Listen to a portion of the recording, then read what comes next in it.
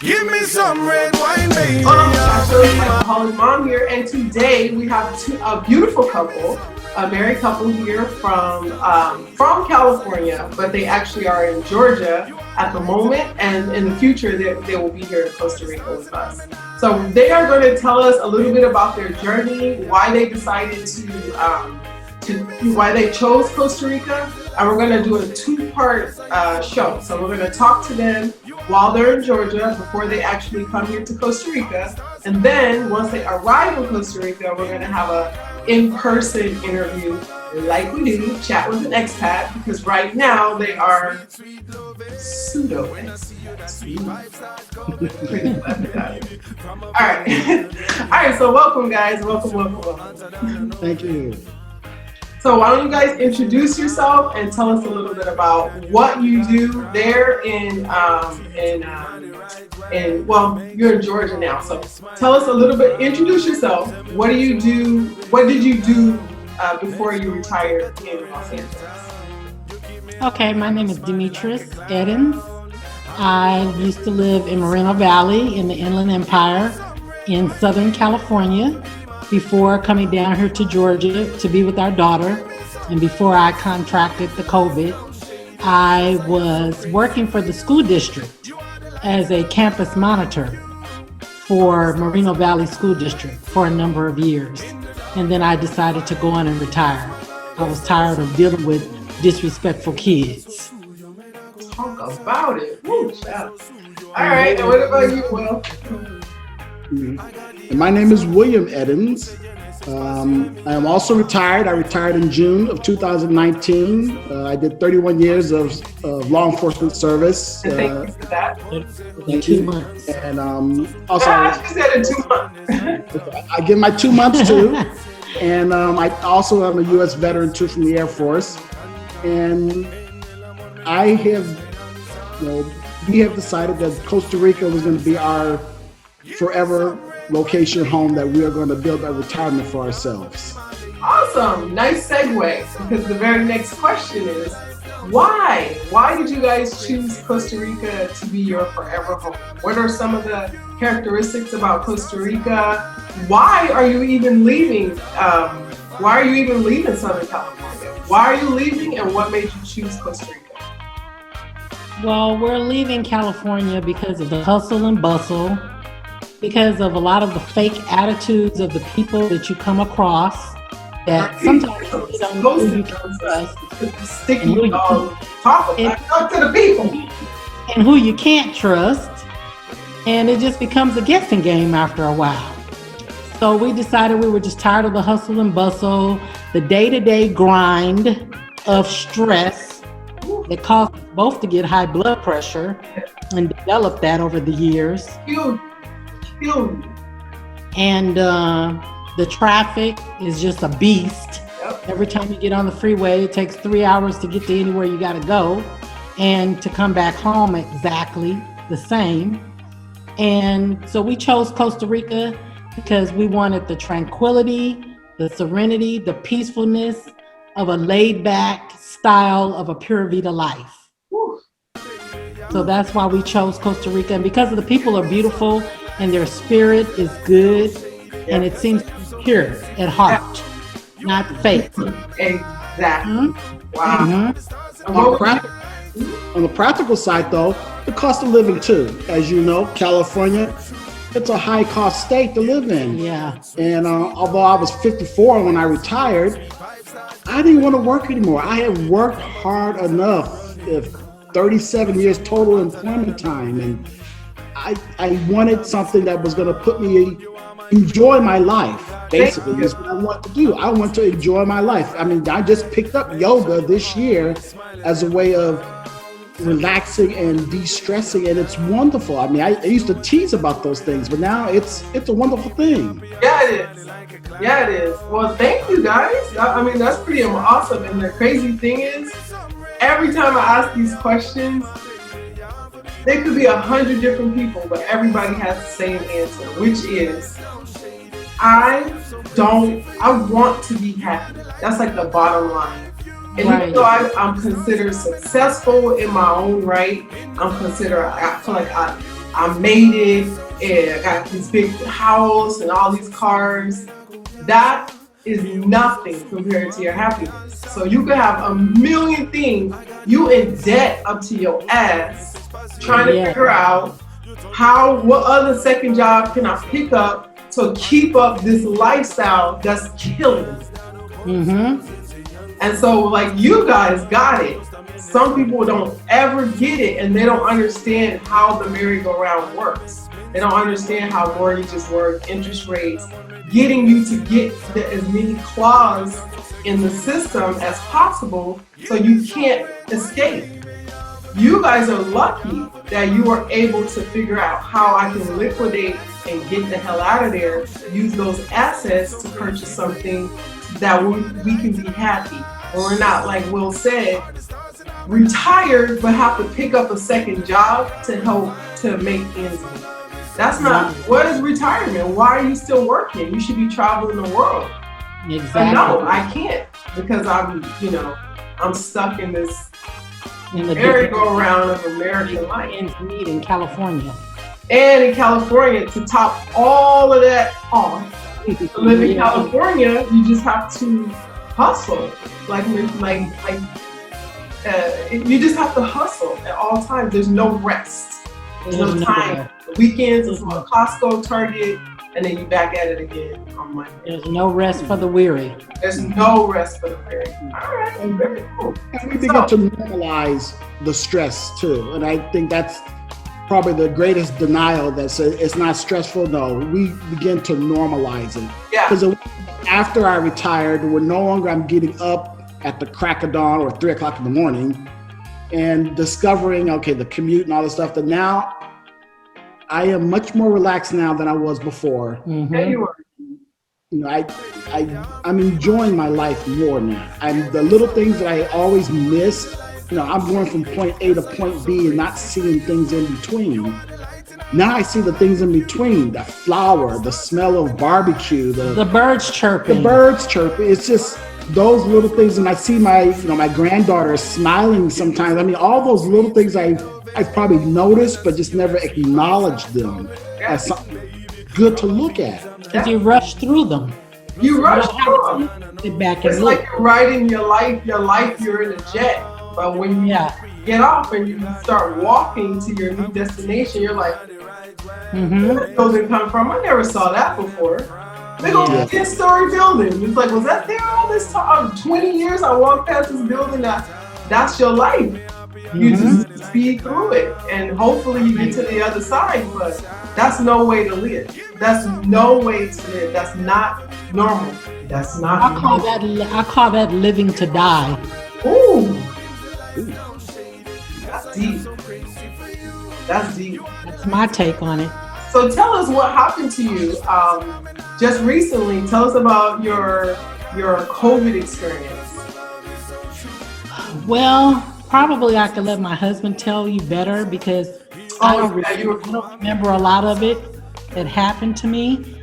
I can say that to start, because I can't remember because of the COVID, I remembered only waking up in a hospital, being alone with nurses, and doctors, and having a tracheotomy in my throat, and could not even talk. Yeah. Could not even talk above a whisper. Could not even raise my arm. I had atrophy from being laid up for 2 months, in a coma for 16 days, on a ventilator. I was at death's door. Really, I was. But like you said, because of the kind of insurance that my husband has, I believe they really went out of their way to make sure that they sustained my life for me. Because we got a younger daughter, she's still in California. The other daughter, her boyfriend's dad just passed of COVID. Now, I don't know what kind of insurance this man had, but it seemed like time he went in there, he pretty much died. It's like they seemed like they didn't do anything too much to save him. And I always ask my husband, why me? How did I survive? Survive this horrible, dreadful virus? Because it is no joke. It is very real. Okay, and I'm glad you're saying this because some people if you're far removed like we are, we don't have no cases here, right? So we're going along with our normal life. I mean, we do have to wear masks in public places. We made adjustments, but we still get together. We still hang out, all the people that are in our little tribe. But we don't have a connection to it because we don't know anybody that has it. So what you want to say to people like who are just totally disconnected from the virus as it is, what kind of advice would you offer to those people who are skeptical or not sure or not practicing safe measures to stay unsafe? First of all, I would say that definitely wear your mask over here in the States, because the States, it's running rampant like a wildfire. It's just spreading. It's like 2,000 to 3,000 people a day, Davia, that's passing away from this stuff. So it's just like growing like cockroaches. And it's just so many dying per day. If you don't wear a mask, it's like you're taking that chance of just kind of like living your life frivolously, like without thinking, okay, this can't happen to me. I didn't think it could happen to me.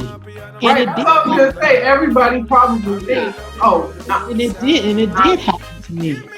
You know, it was per our daughter. She basically kind of like gave it to us because she wasn't wearing a mask.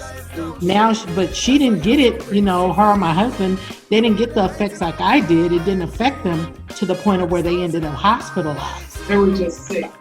Yeah, so with her, she goes out now, she makes sure she has her mask on. I bet you she does. I bet. Yeah. And she's gonna go to California to visit with one of her good girlfriend's 30th birthday party. She said, "Mama, I don't want to bring you anything else back." So why would you put yourself in that? Yeah, because in California, it's to the point where they've shut down. Right? They're on lockdown mode. The governor Gavin Newsom, he's shut down everything. No indoor dining, no bars, no movie theaters, no, you know, none of that stuff is going on. So I would definitely say the best start is to wear a mask and to practice social distancing as much as possible. You know, because we're still trying to get to Costa Rica. I'm not wanting any more hiccups. And that was a big old hiccup, Davia. Well, that was definitely qualified as a hiccup. Yeah. I would say, Davia, that and you probably really won't understand, or a person probably will not really understand it until it happens to them or a member of their family or a loved one. Yes. Because this hit us so unexpectedly. I mean, we were in day 4 of our own quarantine, you know, with, you know, a little cough, a little, you know, sense of no smell and taste. And we went to bed. It was a Sunday night. We went to bed about 2:00 in the morning after we've been watching, you know, some YouTube shows. Homeland, YouTube, LifeAHolic Mama, LifeAHolic History. As a matter of fact, you were one of the yes. But it was I'll never forget, it was like at 6:30 or 7:30 in the morning, you know, and all of a sudden I'm hearing this gurgling noise next to me. And I roll over, and my wife, her face was covered in foam. I mean, not just drooling. I'm talking about it's a foam covering from the nose down to the chin, and she is spewing out foam onto her nightgown. And she was unresponsive. I'm calling her name out. I mean, Davia, So wait, you guys went to bed fine? Yes. So were you feeling that during the night? Like when you went to bed, or were you just fine and then you woke up in that state? I felt fine before, you know, going to bed. Amazing. And then I just got in that state. And so when she was out, she was like unresponsive, like you couldn't wake her up? I'll put it to you this way. As a man of law enforcement, you know, I know what domestic violence is. I remember hitting her across the face to wake her up, slapping her so hard that I would have booked myself for domestic violence, and she did not wake up. And that's when I called the daughter upstairs to call 911. I started doing a CPR for her, and I'm telling the daughter at the same time what to say to to the 911 operator about who we are, where we are, and that we're all COVID-19, to let the first responders know. They were there about 6 minutes, and by the time they got there, even the paramedics themselves had said that she's going to have to be ventilated, and it intubated. They call it intubation. And it was like that one thought that I said, I never thought I would be hearing that word coming from her. And after that, that's when the 2 months started. We never heard from her for those 16 days.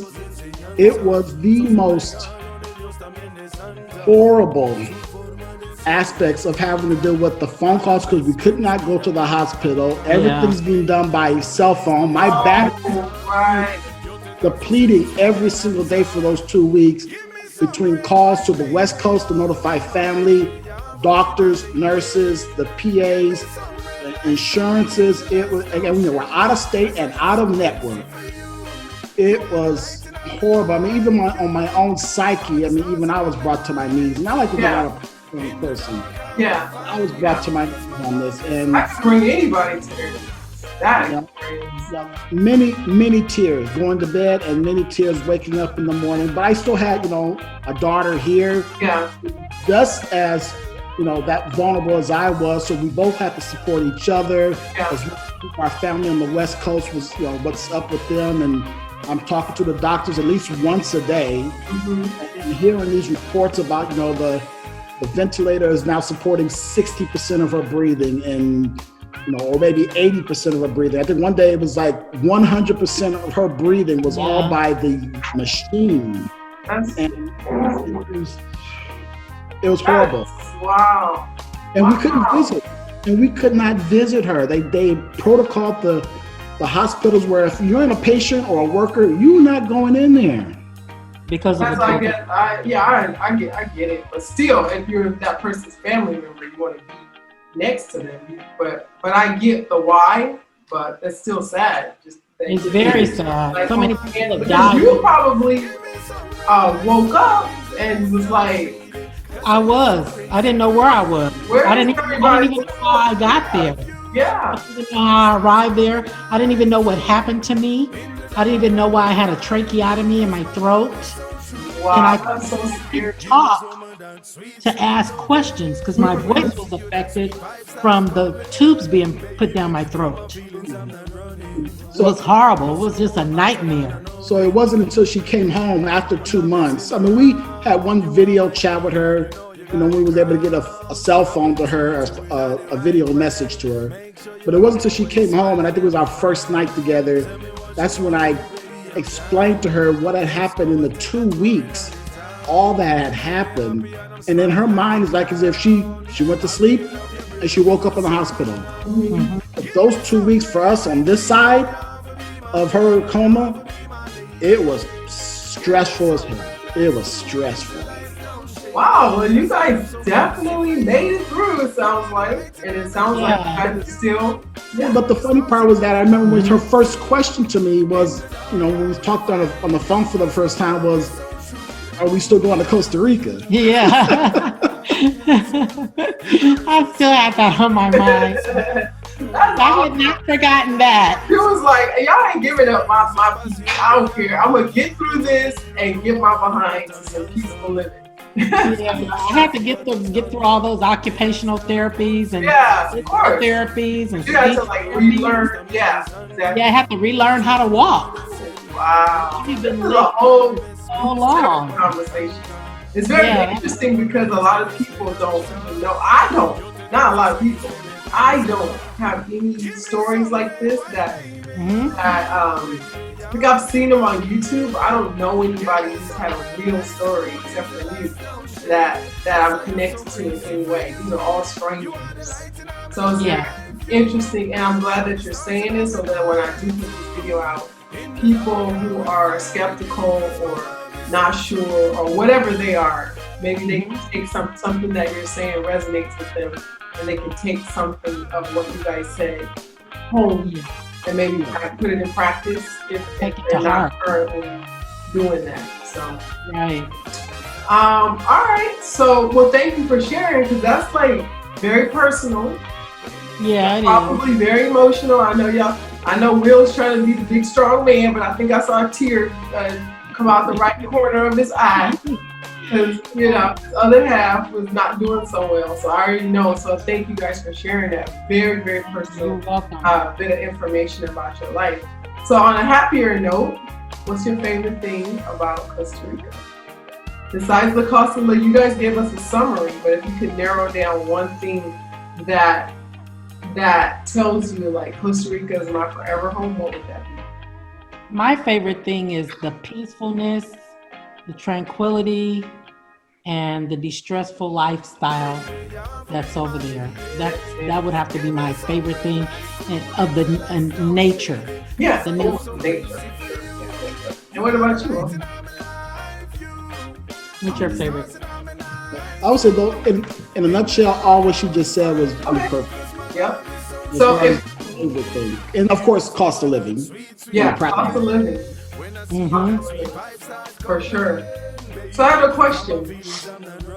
When you guys have come, what would you say that you gathered? You don't live here at this time, so you probably don't have enough negative experiences. But if you guys could say one thing that really bugs you about Costa Rica, or something that's going to maybe take a long time for you to figure out how to adjust to, what would that be? Well, with me, it would be the going to the store and paying the colones, figuring out the amount of what I'm really paying, and trying to decipher, you know, because of the dollar amount. You know, like I say 35,000 colones, and you're thinking, okay, this is not $35,000. So that would be my biggest, probably, dislike. Yeah. For myself, Costa Rica ain't got what they call addresses out there, or at least not a lot of them. Coordinates. You got coordinates are based on a landmark how to get someplace, you know, like 370 meters north of the church and turn right at the rock. I'm thinking like what church? What rock? I mean, I got lost in San Isidro, you know, I think twice, because I was trying to find the location of one of the administrators for our residency and our property, and I had to keep getting on the phone with her and ask her, okay, this is where I'm at now, this is what I'm seeing, where am I going now? It was like keep heading west. Which direction is west? Exactly. Which is west here? So that would be my that's pretty good. That's pretty good. That's pretty good. That's somebody asked me. We have an Airbnb here, and everybody asked me to send the directions, the address, and I have it in the Airbnb. We don't have any physical addresses here. Everything is based on, you know, turn right, left. We're behind the Cámara de Turismo. When you go 100 meters, make a left. When you see a big red house, make a right. That's the direction. But I was just trying to explain to people, they can't understand that you don't have an address. It's like really bugs them. They're like, no, I need the address to where we're going. And I'm like, no. We don't have any addresses. There is no street. Well, what's the name of the street? There's no street. There's no address and there's no street. Like, get over it. Just listen to what I'm telling you, look at the pictures, and get to where you gotta get to. All right, cool. All right, so, and you guys told us about what you did before. You told us about what your favorite and least favorite thing is. But let me ask you, have you guys experienced any kind of racial racism or any microaggressions that were important enough to you to repeat? So have you guys ever experienced anything like that here in Costa Rica? No, not whatsoever. None whatsoever. None. The only, if you want to say microaggression that just something like something that we were like could have happened. We wasn't sure if it was more bad. We wasn't sure if it was more bad service. It was one night at our hotel doing dinner in San Jose. It wasn't crowded in the restaurant. We were the only black couple of the few folks that was already in there, and we were sat down, and another couple was sat down. I mean, a few minutes after us, But that same waiter started attending to them for, water, took their order and everything before us, and we didn't even have menu or even utensils yet. Right. So that's a microaggression, and it Yes. does have to do with race. I don't care what nobody, you're being too sensitive. No, I'm not.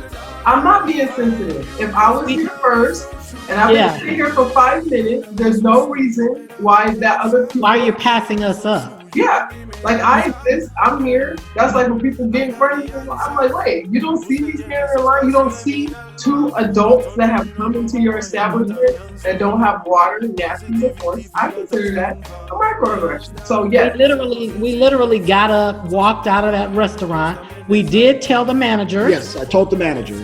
But we still did not prefer to eat after. Yeah. We left and went to, I believe it was a Hard Rock Cafe that was a little down the ways. We went there and ate and got better service. I know a Hard Rock Cafe. Food is disgusting, the service is great. That's because they're good. We just went on and ate there because we didn't want to go through, what we had already just experienced. And you shouldn't have to. No, shouldn't have had to go through any of that. Your money you spend it where you want. So we didn't know if it was like intentionally being done to us because we were the only black couple there, or if it was just bad service. But I kind of believe the first. Could have been both. Yeah, could have been both. Could have been both. But Yeah. it doesn't matter as long as you give your money. No money for you. No money for you. All right. No tip. No tip for you. No propina para usted. How's your guys' Spanish? I have my Spanish is limited because of LA. It's a lot of Hispanic culture there, so I've had to learn some Spanish to kind of get through some circumstances. But I'm picking it up a little bit more often now before I get. And plus, Google Translate is great.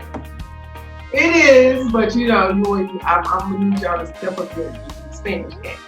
Absolutely. All right. Now, the very last question is: if people are on the fence. So we got a lot of brothers and sisters out there that are don't even know where Costa Rica, or don't even know where most countries on the map. People think I'm in Mexico. Get a map, please. So if there are people out there that are thinking you guys are crazy for leaving the U.S. or thinking that Costa Rica is not safe, do they have militia and guerrillas and drug war? I'm like, drug cartels. No. Get a map. Read, please. Stop. You're killing me. So if you have anything to say to those people who are, one, a little bit not sure about black people as a whole leaving the safety of the U.S. and traveling to other countries to live and have a good life. And they're just like, they can't believe it. Like, you guys are doing it, that I've done it, that there's a whole expat community that I've also took the leap. What would you say to those people who are unsure or just, I don't want to use the word ignorant, but just not understanding. They don't have an understanding about what it means to live in another country. What would you say to those people? I would say be Nike. Just do it. Yes. But make your plan. And do your research. Do your research. And when you say do your research, what would they be looking for? Like, what kind of research? On Google, just ask the question. Okay, cost of living in this country. Expats living in this country or city. Crime level in crime, this country. all those things that you want here in the United States that you want to have some sense of safety and comfortable about. Ask it about that area also. Don't subscribe to the Fortress America thinking, as I had mentioned before.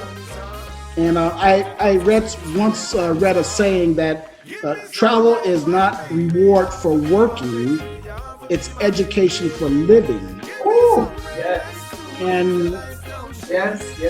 I firmly believe that it's through travel that you learn so much, not only about yourself, but about other people that kind of get rid of certain stereotypes and stigmas, and will even edify you that you are now an example of like what they thought was the stereotype about you.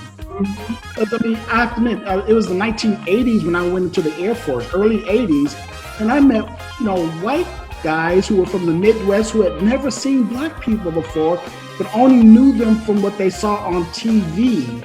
So here I come along. Okay, I graduated with high honors. I speak proper, and I conduct myself accordingly. And I'm the dorm chief. I'm leading the entire, not my platoon. They call it a flight. It's like a platoon, and it was like to them, it was interesting for them, and some of them became my friends throughout almost my entire 4 years in the Air Force, because their perception of what they thought of me based on my color of skin and what I was not matching what they had experienced or what they thought they knew. Mm-hmm. You dispelled the myth. I dispelled the myth, and my grandmother always say, "Peoples is people." And even I've seen in law enforcement, I don't care if you're black, white, Asian, Hispanic, if you're a victim of a crime, you will go through the same patterns of the emotions, and it's all the same. You treat people for who they are, not for what they are. But I would say, done. What they do. You can do it. It can be done. I mean, like I said, House Hunters International, when we saw it, and we saw black people for the first time traveling in these places. I mean, it became more than just an entertainment show for us. I asked the question to her, if they can do that, why can't we? Mm-hmm. And that kicked this whole show off for us. Nice. That's pretty inspiring. And hopefully some other people watching this, I can help inspire some other, maybe retirees or people considering leaving, like you guys. Maybe you guys can be inspiration that not only can COVID, there's nothing that can keep us from freedom and happiness. No COVID, no finances, no mindset. We're out. And in Costa Rica might not be that for everybody, but there is a paradise for everybody. There's a paradise for everybody. And I just want to say, before we wrap this up, being stressed every day and thinking you made it is not making it. Mm-hmm. If you have to take a sleeping pill at night because your mind can't stop thinking, I'm not talking about mental illness, I'm just talking about regular working people, normal, just whatever. If you feel like a certain level of anxiety and stress, don't try to normalize it, try to change it, because ultimately it's going to lead to your demise. Ultimately you're going to die. People think that they're dying of a heart attack or high blood pressure or a stroke, but all those are due to a high level of stress and your body not being able to heal in those areas that, so a lot of us have cancer-causing cells already in our body. We already just have it. But in order to activate it, you need no rest, no liquids, and a high level of stress. So you can activate your own cancer cells that are dormant in your body by having a high level of stress. Not a doctor, not medical advice. I'm just saying it's not normal. It's not normal to be sick all the time. It's not normal to be unhealthy all the time. It's not normal to come home stressed and drink, half a bottle of vodka just so that you can get through the night so that you can do this all over again. That's not normal. Yelling at your kids is not normal. Not seeing your family the whole week until 5 hours on a Sunday, that's not normal. None of those things are normal. So once you realize what normal and happy is to you, then you can be like this family and say, no, we're not going to do that no more. We want to be happy every single day. That's normal. That's the new normal that we're going to live by. And I hope you guys will inspire some other people to say that to themselves. Some of your friends that you guys know that aren't experiencing that. They think they made it. And I'm like, no. You've got your blood pressure higher than any person I've ever met. Why? You stress. That's why. You get yourself out of this environment and you can live. Stay here and die. That's it. Just before I retired, a few of my friends who have been naysayers came up to me on the side and started inquiring a little bit more about how did you do this, asking the questions. And I figured that must be the seed that I've planted that's seedling now. Maybe somebody else will have to water it, but at least now it got them to open their mind up that, you know what, maybe there might be something more to this that William was talking about. You're right. And so again, like I do this for that purpose, you do it, you know, you're doing it for this purpose. And again, thank you guys so much for your time. And again, remember folks, this is part 1. Part 2 is when they actually arrive and we're going to be face to face. We're going to be sipping on something cool and some cool little beach background. I'm just forecasting this is all going to happen. Yes. So this is part 1 and stay tuned for part 2. Thank you guys so much for joining us today, and make sure you like, subscribe, and leave any comments down below. All right, guys, thank you so much. We appreciate y'all. Thank you. We love you. Say goodbye to the people. We love you guys too. Say goodbye to the people. Bye.